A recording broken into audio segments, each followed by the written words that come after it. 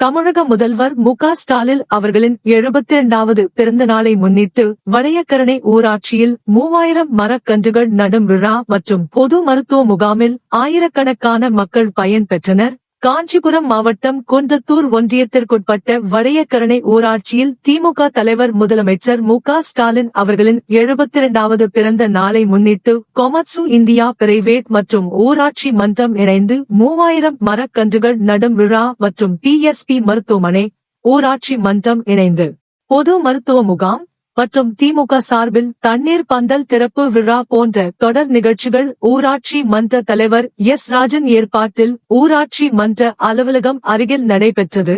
இந்நிகழ்ச்சியில் காஞ்சிபுரம் மாவட்ட குழு தலைவரும் திமுக குன்றத்தூர் ஒன்றிய செயலாளருமான பணப்பை மனோகரன் பங்கேற்று துவக்கி வைத்தார்.